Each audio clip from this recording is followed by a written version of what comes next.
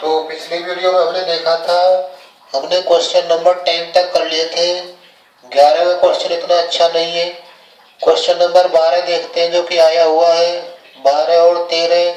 Question number 12 पर ध्यान लगाएं। क्वेश्चन नंबर 12 क्या है? एक बिंदु P ध्रुव O के सापेक्ष अचर कोणीय वेग से एक समान कोणिक अचर कोणीय वेग दे रखा है। तो जो दे रखा है उसको लिख लेते हैं पहले। क्वेश्चन नंबर 12 है, दिया है क्या? दिया है अचर कोणीय वेग। अचर कोणीय वेग से तात्पर्य क्या है? थीटा डॉट बराबर क्या है? c। और क्या दे रखा है? एक समान कोणिक सर्पिल r बराबर दे रखा है कितना? r बराबर दे रखा है a e की पावर थीटा कोट अल्फा। ये r का मान दे रखा है। तो ये थीटा डॉट दे रखा है। पूछ क्या रहा है इसमें? इसमें पूछ रहा है सिद्ध कीजिए कि इसका त्वरण OP के समानुपाती है। हमें क्या सिद्ध करना है?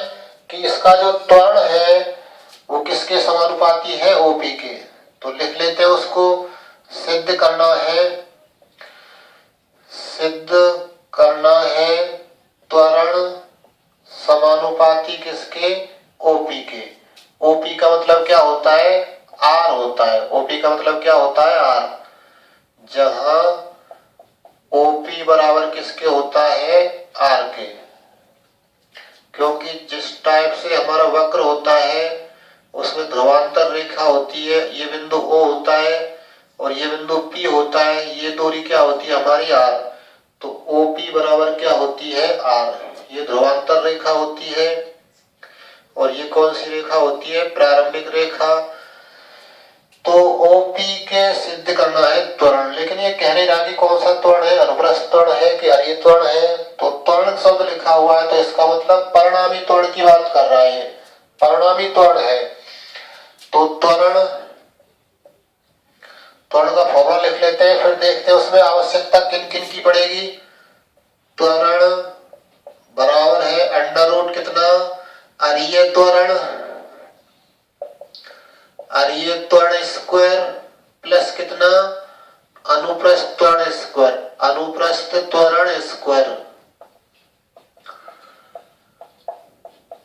ये है अरीय त्वरण स्क्वायर प्लस अनुप्रस्थ त्वरण स्क्वायर।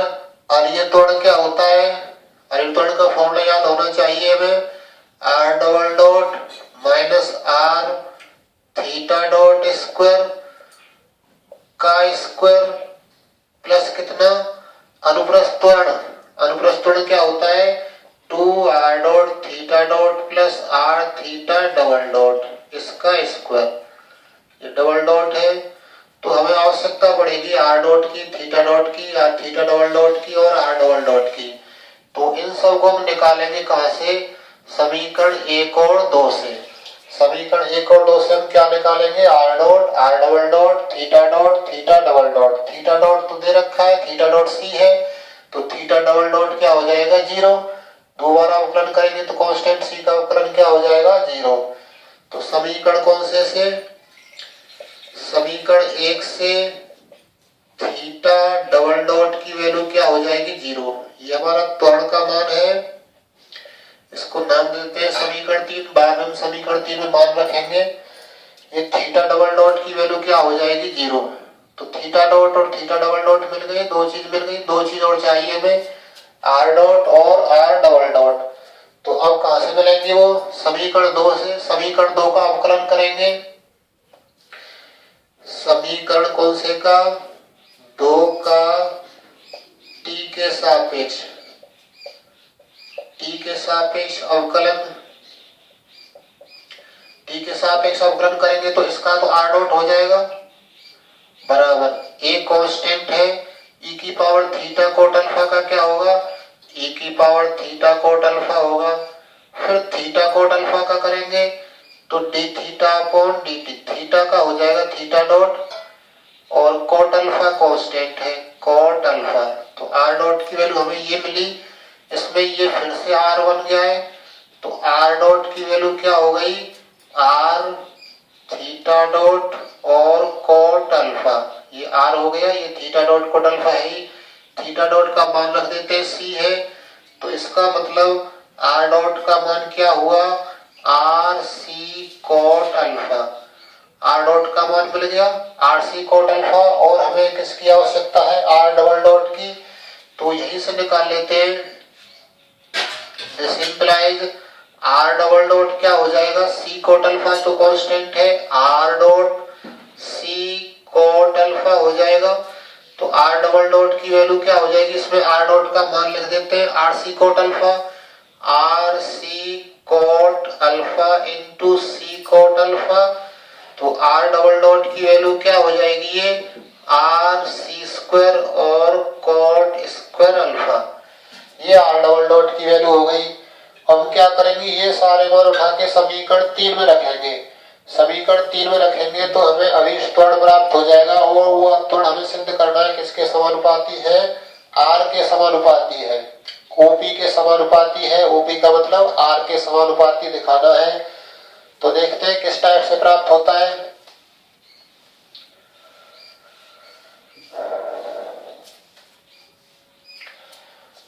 क्या कर रहे हैं हम, समीकरण 3 में मान रखने पर, समीकरण 3 में मान रखेंगे तो त्वरण बराबर क्या आ जाएगा, त्वरण बराबर आ जाएगा under root r double dot टूडो क्या है, आर डबल डॉट की वैल्यू क्या है, R C square cot square alpha, R C square cot square alpha minus are theta dot, r ही रहेगा, थीटा डॉट की वैल्यू क्या है, सी स्क्वायर का स्क्वायर, और क्या आएगा प्लस कितना 2, जैसे तैसे आर डॉट निकाल चुके, R C cot alpha, are C और कोट अल्फा।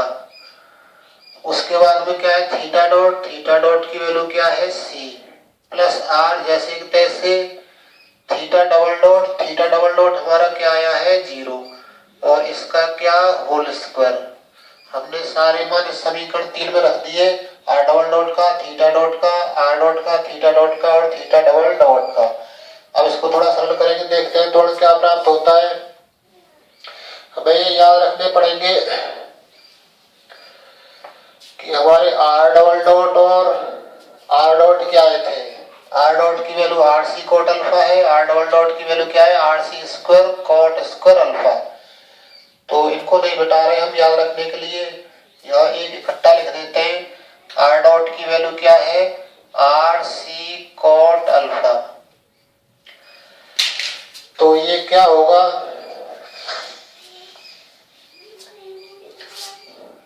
त्वरण बराबर कितना आ जाएगा अंडर रूट, इसमें से आर सी स्क्वायर कॉमन आ रहा है, आर सी स्क्वायर कॉमन आ रहा है, ऊपर से पावर क्या आ जाएगी 2, अंदर क्या रह जाएगा कोट स्क्वायर अल्फा माइनस 1,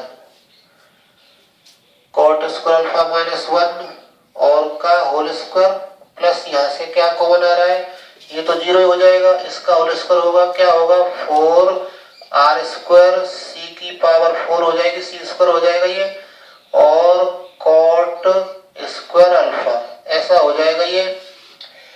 तो अब इस पूरे में से क्या कॉमन आ रहा है, और थोड़ा सा सरल कर लेते हैं, जिसे क्या लिख सकते हैं अंडर रूट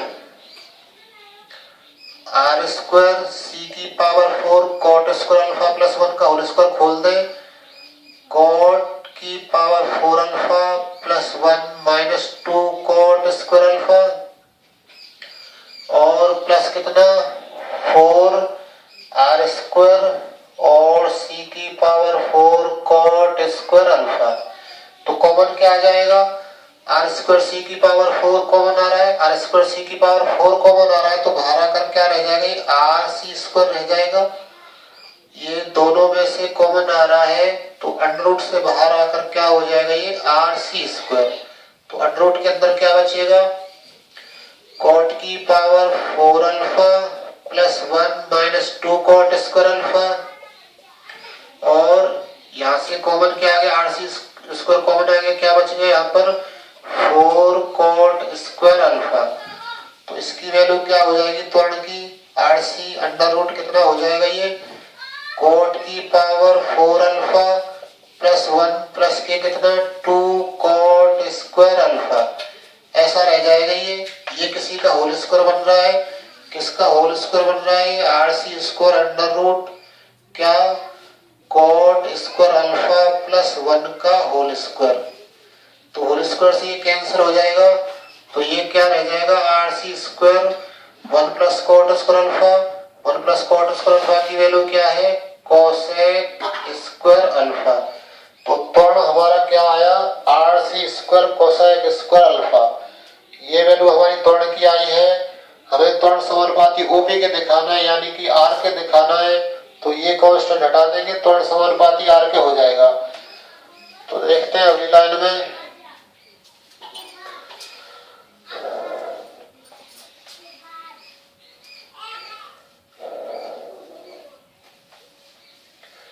तो हमारा त्वरण कितना आ गया, त्वरण बराबर आ गया कितना RC स्क्वायर और कितना कोसेक स्क्वायर अल्फा, ये प्राप्त हो गया हमें कितना त्वरण। तो ये कांस्टेंट है, तो त्वरण हम कांस्टेंट हटाएंगे तो समानुपाती चिन्ह लग जाएगा, त्वरण समानुपाती किसके R के, और R ही क्या चीज होती है हमारी त्वरण समानुपाती किसके OP के।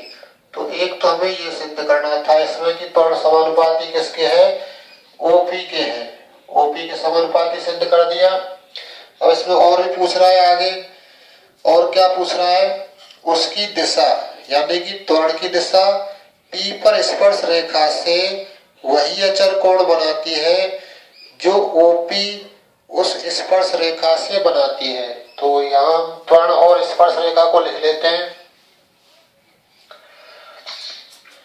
तो ये हमारा कोई वक्र है, इस टाइप से ये हमारी प्रारंभिक रेखा है, इस पर कोई बिंदु P है, ये हमारी कौन सी रेखा हो गई ध्रुवांतर रेखा हो गई, ये रेखा हमारी कौन सी हो गई ध्रुवांतर रेखा, ये रेखा कौन सी हो गई स्पर्श रेखा, ये स्पर्श रेखा है,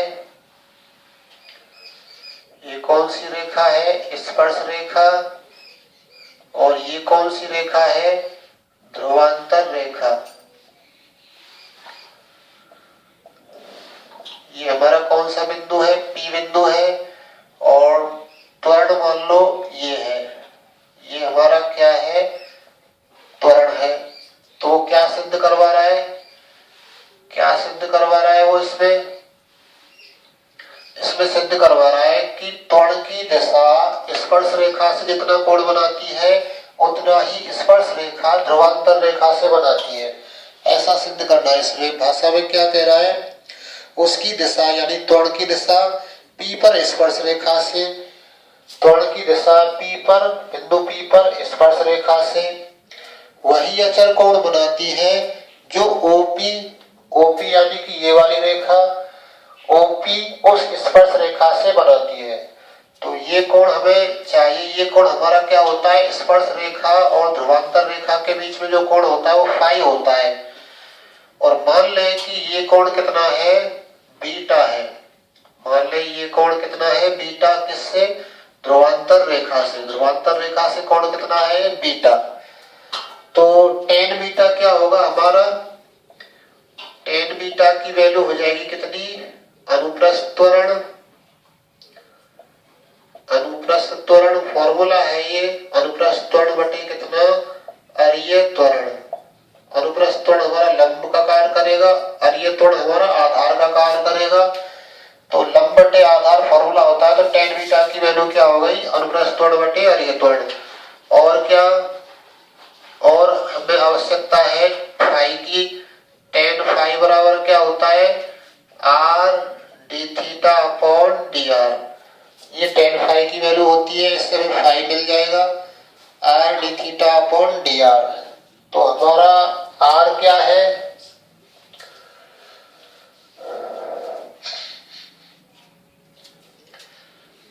तो हम पहले tan फाई निकाल लेते हैं, क्योंकि r बराबर क्या है a e की पावर थीटा कोट अल्फा। तो हमें आवश्यकता पड़ेगी D theta upon D R की। तो हम क्या कर रहे हैं, इसका थीटा के सापेक्ष अवकलन कर देते हैं।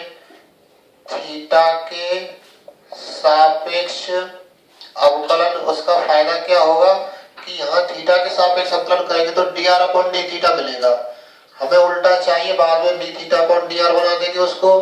थीटा के सापेक्ष क्या कर रहे हैं, अवकलन। तो क्या होगा, ये इधर तो ये D R upon D theta हो जाएगा, इधर क्या आएगा ए की पावर थीटा कोट अल्फा का ई की पावर थीटा कोट अल्फा, फिर थीटा कोट अल्फा का करेंगे तो थीटा का थीटा के सापेक्ष 1 हो जाएगा, केवल क्या रह जाएगा कोट अल्फा। तो D R upon D theta की वैल्यू ये प्राप्त हो गई। इसलिए D theta upon D R क्या हो जाएगा, D theta upon D R की वैल्यू क्या हो जाएगी, उल्टा हो जाएगा, ये 1 अपॉन कितना ए की पावर थीटा कोट अल्फा और कोट अल्फा, ऐसा रह जाएगा ये D theta upon D R. तो हमें सिद्ध क्या करना है कि ये जो कोण है, ये कोण कितना हो जाएगा, ये beta minus phi. Beta minus phi किसके बराबर, यानी बीटा में से फाई कम कर दे तो ये कोण हो जाएगा बीटा माइनस फाई बराबर किसके, फाई के, या बीटा बराबर किसके, 2 फाई के। ऐसा सिद्ध करना पड़ेगा हमें। तो हमें अल्फा और बीटा के मान निकालने पड़ेंगे। तो हम पहले फाई निकाल रहे हैं, हमें बीटा के और फाई के मान चाहिए, तो पहले फाई निकाल रहे हैं। उसके लिए D theta upon D R निकाल लिया, ये प्राप्त हो गया। इसलिए टेन फाई क्या हो जाएगा, इसलिए टेन फाई बराबर आर का मान रख दे इसमें। आर का मान क्या है, ए की power theta coat alpha, theta coat alpha upon D theta upon D R की वैल्यू 1 अपॉन ये है, तो गुणा, यहाँ लिख लेते हैं गुणा 1 क्या ए की power theta coat alpha into coat alpha.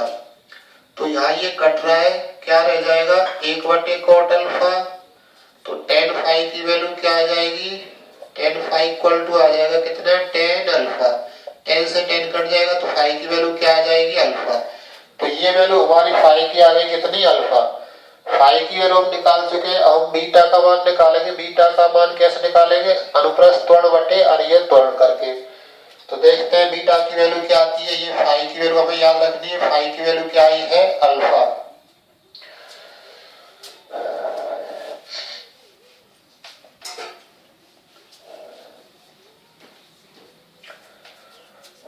अब टेन बीटा बराबर अनुप्रस्थ त्वरण, अनुप्रस्थ त्वरण बटे अरिय त्वरण लिख रहे हैं। तो क्या फॉर्मूला है, 2 R dot theta dot plus R theta double dot, ये फॉर्मूला है। और क्या है अरिय त्वरण का, R double dot minus are theta dot का स्क्वायर। तो टेन बीटा बराबर कितना, 2 आर डॉट का मान क्या आया था, आर डॉट का मान आया था कितना, आर सी कोट अल्फा। आर डॉट की वैल्यू क्या आई थी, आर सी कोट अल्फा। थीटा डॉट की वैल्यू क्या आई थी, सी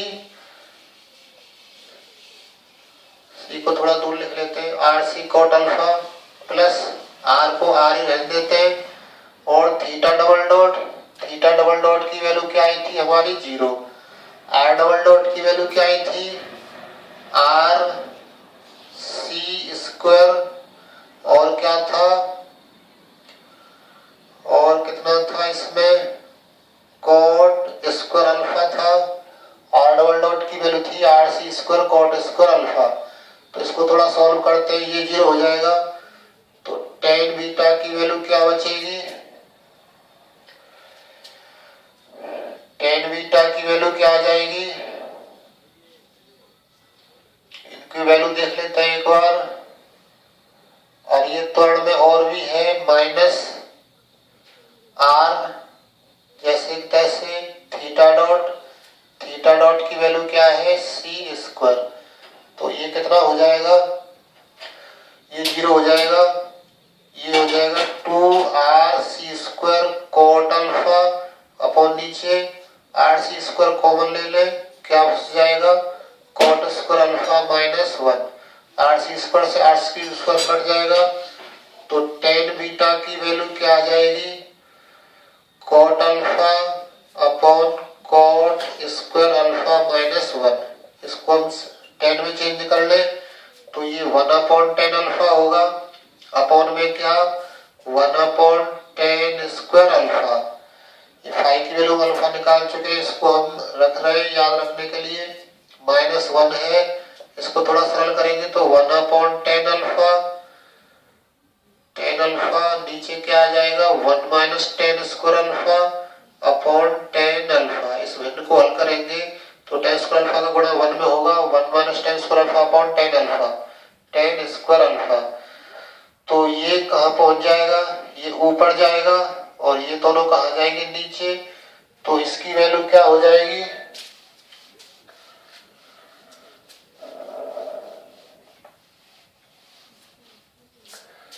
तो ये हो जाएगा हमारा कितना 10 बीटा, 10 बीटा इक्वल टू क्या हो जाएगा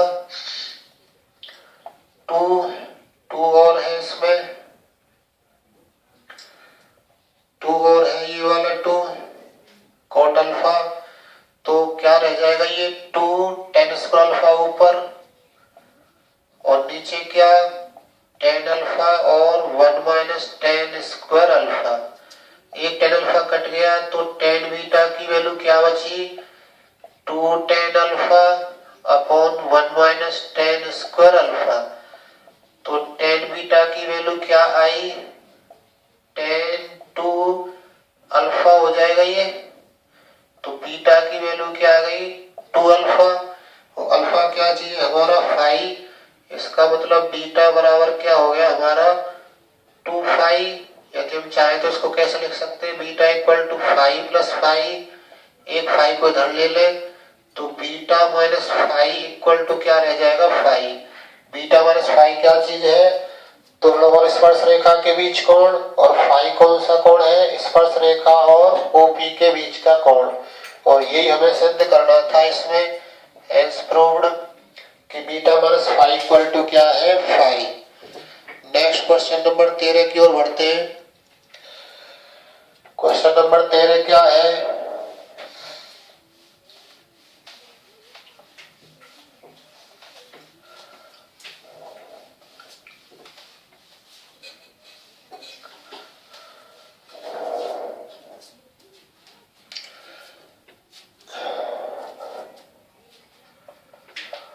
क्वेश्चन नंबर 13 में क्या कह रहा है, एक कण किसी वृत्त के व्यास AB पर अचर वेग से चलता है और एक अन्य कण विरावस्था से अर्धपरिधि AB पर एक समान स्पर्श रेखीय त्वरण से चलता है। एक समान स्पर्श रेखीय त्वरण दे रखा है।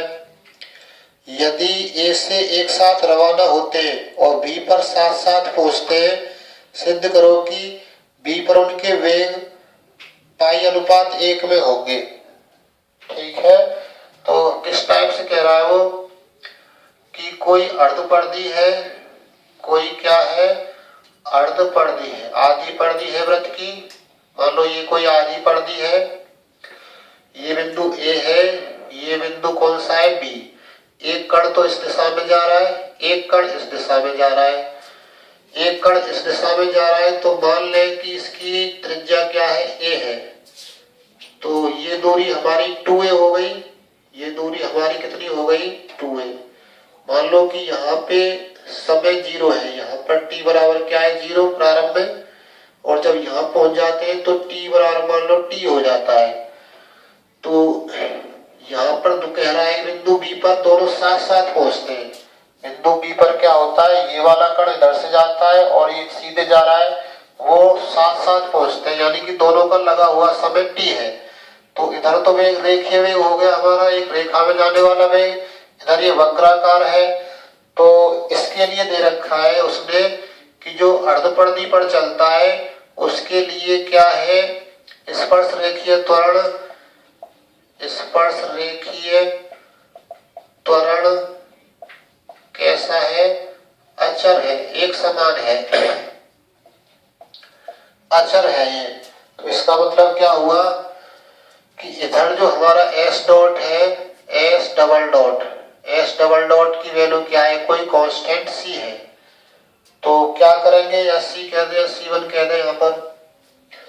तो AB की दिशा में, तो व्यास की दिशा में देख लेते हैं। व्यास AB की दिशा में वेग बराबर क्या होगा, दूरी बटे समय।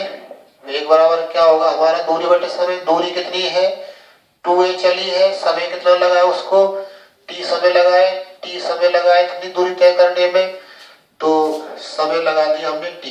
तो वेग हमारा क्या निकल के आया 2a बटे t। ये वेग तो ऐसे निकाल लिया। एक वेग ऐसे और चाहिए हमें अर्धपरिधि की दिशा में। ये क्या है हमारी अर्धपरिधि है। अर्धपरिधि की लंबाई क्या होती है 2 पाई r, तो पूरे की होती है 2 पाई r पूरे की होती है। तो आधी क्या हो जाएगी पाई a हो जाएगी, पाई r हो जाएगी। पाई r का काम यहाँ a कर रहा है, या फिर r भी ले सकते हैं। तो अर्धपरिधि क्या हो गई हमारी पाई a। तो नेक्स्ट अब चाप या अर्धपरिधि AB की दिशा में। अर्धपरिधि कौन सी AB की दिशा में। AB की दिशा में क्या होगा, दे रखा है कि S डबल डॉट क्या है, दिया है S डबल डॉट कोई कांस्टेंट C1 है, अचर है। स्पर्श रेखीय त्वरण एक समान है। एक समान से तात्पर्य क्या है, बदलता नहीं है, यानी कि कांस्टेंट है। तो ये S डबल डॉट की वैल्यू है, इसका समाकलन कर दे। समाकलन करेंगे तो S डॉट क्या आ जाएगा C1t, t के सापेक्ष समाकलन होगा C1t प्लस कोई नया कांस्टेंट C2। प्रारंभ में t बराबर 0 है, तो कोई वेग नहीं है, विरामावस्था से चल रहे, तो S डॉट बराबर 0। S डॉट वेग हो गया है, S डॉट स्पर्श रेखीय वेग होता है। तो ये S डॉट 0 है, इसका मतलब क्या हो जाएगा, इसका मतलब C2 की वैल्यू हमारी क्या आ जाएगी 0। t बराबर 0 रख दे, S डॉट बराबर 0 रख दे, तो C2 का मान क्या आ जाएगा 0। तो इसलिए S डॉट क्या हो गया, S डॉट की वैल्यू हो गई हमारी C1t। S डॉट की वैल्यू क्या होगी C1t। तो ये S डॉट बराबर C1t आ गया। हमें S डॉट ही चाहिए, वेग ही चाहिए, ये स्पर्श रेखीय वेग है, यही चाहिए। इसको नाम दे देते हैं 2, इसको नाम दे देते हैं 1। हमें S डॉट ही चाहिए, लेकिन इसमें कांस्टेंट C1 है, C1 और मिल जाए कहीं से। तो इसका फिर से समाकलन कर दे। समाकलन करने पर ये S हो जाएगा, ये क्या हो जाएगा C1t का समाकलन t स्क्वायर बाई 2 प्लस कोई कांस्टेंट कितना C3। C2 हम यहाँ ले चुके हैं, तो नया कांस्टेंट C3 ले ले। तो प्रारंभ में t बराबर 0 है, तो S कितना है, कोई दूरी नहीं चली है, विरामावस्था में है वो, S बराबर 0। तो t बराबर 0 चली गई दूरी, S बराबर 0 है, तो इसमें रखेंगे, तो इसका मतलब C3 का मान क्या आ जाएगा, C3 का मान आ जाएगा 0। तो इसलिए S क्या हो जाएगा हमारा C1t स्क्वायर बाई 2। अब हम बिंदु B की बात करें। अब बिंदु B पर क्या है, t तो हमारा t है, जब यहाँ से यहाँ तक पहुंचा है तो समय t लगा है, और चली गई दूरी कितनी हो जाएगी अर्धपरिधि की लंबाई यानी कि पाई a। तो t बराबर t पर S बराबर क्या हो जाएगा पाई a। तो रखते हैं इसमें, तो पाई a बराबर क्या हो जाएगा C1t की जगह t रख रहे हैं अपॉन 2। तो C1 की वैल्यू यहाँ से क्या आ जाएगी, इसका गुणा इसमें करवा देंगे, तो C1 की वैल्यू प्राप्त हो जाएगी हमें कितनी 2 पाई अपॉन t स्क्वायर।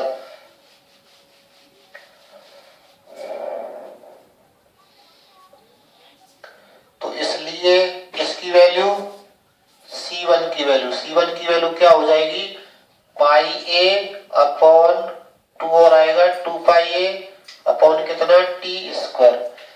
ये वैल्यू मिल जाएगी हमें किसकी C1 की। C1 का मान उठा के हम समीकरण 2 में रख देते हैं। समीकरण 2 में रखने पर क्या हो जाएगा, एस डॉट की वैल्यू क्या हो जाएगी, 2πa/t² इंटू टी, एक टी कट जाएगा तो एस डॉट की वैल्यू क्या मिलेगी, एक टी कट जाएगा नीचे से 2πa/t मिल जाएगी।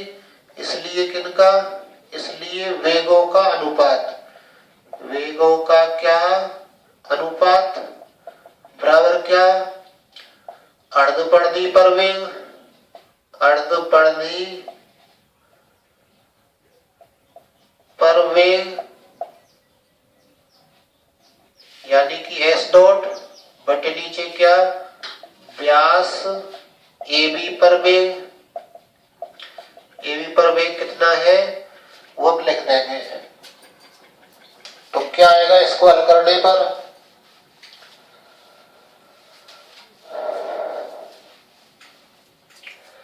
तो ये बराबर हो जाएगा अर्धपरिधि पर वेग एस डॉट निकाल चुके हैं क्या है 2πa/t, और व्यास AB पर वेग निकाल चुके हैं कितना है 2a/t, t से t कैंसिल हो जाएगा तो ये रह जाएगा 2πa/2a, 2a से 2a कैंसिल हो जाएगा तो ये रह जाएगा π/1, इसका मतलब क्या हो गया π/1। तो वेगों का अनुपात क्या हो जाएगा π/1, यही हमें सिद्ध करना है इसमें। तो इस टाइप से ये बहुत इंपॉर्टेंट क्वेश्चन है, बहुत बार इस टाइप से क्वेश्चन सॉल्व करते हैं।